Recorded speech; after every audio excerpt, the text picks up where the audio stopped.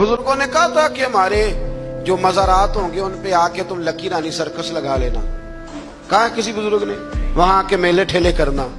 बल्कि हमारे एक बड़े मोहतमिर आलिम है, उन्होंने एक बात सुनाई, वो मेरे दिल में बैठ गई। कहने लगे कि एक बहुत बड़े आलिम थे, तो उनका शागिर्द किसी आस्थाने पे मुरीद था।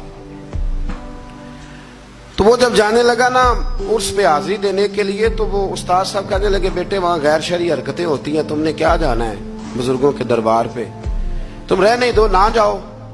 बच्चे ने जिद की कि नहीं, मेरे अब्बा जी का भी पीर खाना है, मेरे दादाजी का भी तो मैंने जाना है। तो उस्ताद साहब ने ना एक रुक्का लिख के दिया, फरमाने लगे, बेटे जब वहां पहुंचो ना बुजुर्गों की कब्र पे रख देना, पढ़ना नहीं, और वापस आना तो उठा के लाना। उन्होंने जवाब क्या दिया।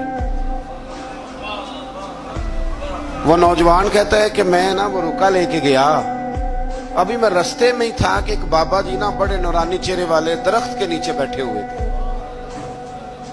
तो मैं तो अपनी मस्ती में गुजर रहा था, तो बुजुर्गों ने मेरा नाम लेके मुझे बुलाया, और मैंने जब उनकी तरफ तवज्जो की तो मेरा नाम ही नहीं, मेरे अब्बा जी का नाम भी बता दिया उन्होंने। कहते मुझे कहने लगे, इधर आ बेटे, पुत्र इधर आ। मैं करीब गया तो कहने लगे, वो रुका ला जो तेरे उस्ताद ने दिया है।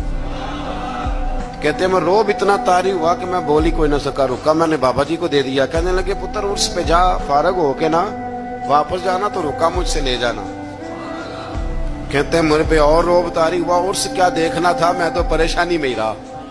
वापस आया तो बाबा जी थे, मैंने वो रुका लिया, तो जाके मैंने रुका उस्ताद जी को दिया। जब मेरे मुफ्ती साहब ने वो रुका पढ़ा तो उन पर इतना सहर तारी हुआ कि बेहोश ही हो गए। कुछ देर के बाद होश आया। नॉर्मल लाइफ में जब वो आए, आम रूटीन की जिंदगी में, तो मैंने उनसे कहा कि हजरत साहब मैं बड़ा दयानतदार शागिर्द हूँ, मैंने जाती दफा भी नहीं पढ़ा कि आपने क्या लिखा है, और जो जवाब आया वो भी नहीं पढ़ा, लेकिन आपका बेहोश होना, बुजुर्गों का मिलना मेरी समझ में नहीं आता, कुछ समझा दे। तो कहते हैं कि वो उस्ताद मुझसे कहने लगे कि बेटा वो जो बुजुर्ग तुझे मिले थे ना, वो दरअसल वही थे जिनके तो उर्स पे गया था।